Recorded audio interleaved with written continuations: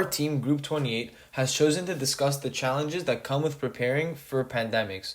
Following the COVID-19 outbreak, the world has become much more aware of the great risk and danger that a pandemic can cause.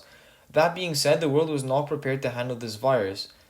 As the world becomes increasingly globalized and connected, disease will spread fast, and COVID-19 will not be the last virus to plague the world entirely.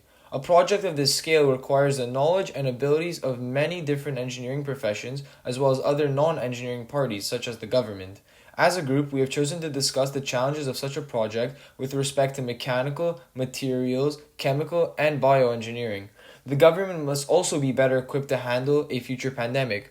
Proper regulations and bills must be passed so that in the future, dealing with pandemic-related issues will be less ambiguous. Since politicians lack the scientific knowledge that engineers provide, it is crucial that the government work alongside these engineers in order to pass laws that make sense and coincide with what the science says. During the COVID pandemic, mechanical engineering has been present through the innovative ways in which companies and individuals address the shortage of resources within hospitals, specifically ventilators. Many creative solutions include engineering by retrofitting devices to be reused for medical purposes and to replace ventilators. These devices include certain scuba masks, machines designed to treat sleep apnea, and even hair salon dryers. For the majority of cases, the engineering consists of retrofitting the devices to create negative pressure chambers. This results in the patient having a sort of ventilated helmet. In some cases, these innovations have proven to be better than ventilators because they do not require the process of intubation. So the innovative devices are non-intrusive and cannot further harm the patient, unlike the process of intubation and the use of ventilators.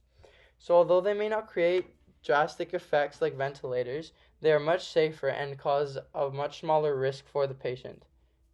In the early stages of the COVID-19 pandemic, it became apparent that a shortage of ventilators could quickly become a major issue.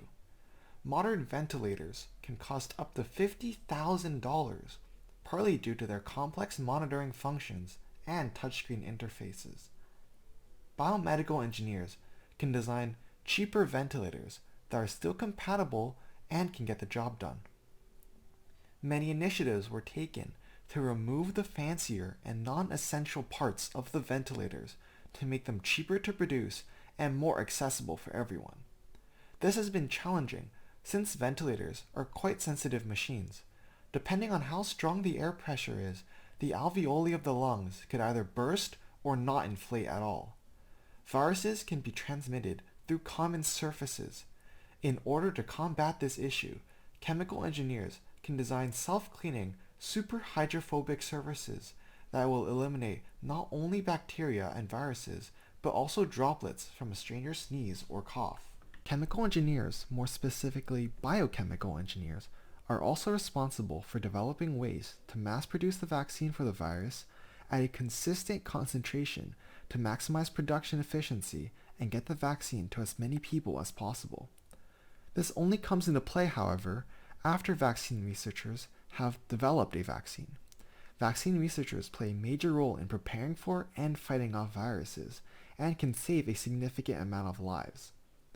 The government can help as well by maintaining lockdowns and restricting the amount of gatherings, as well as how many people can attend each gathering.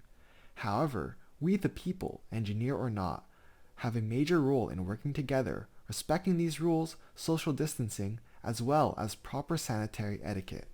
To conclude, it is paramount that both engineers and non-engineers mobilize rapidly and utilize effective communication to combine their strengths in a way that benefits the public and alleviates the stress of the pandemic. This usually involves healthcare professionals identifying problem areas and communicating present objectives to both lawmakers who lay down supportive legislature and engineers who come up with efficient solutions that can be deployed so as to help the entire population.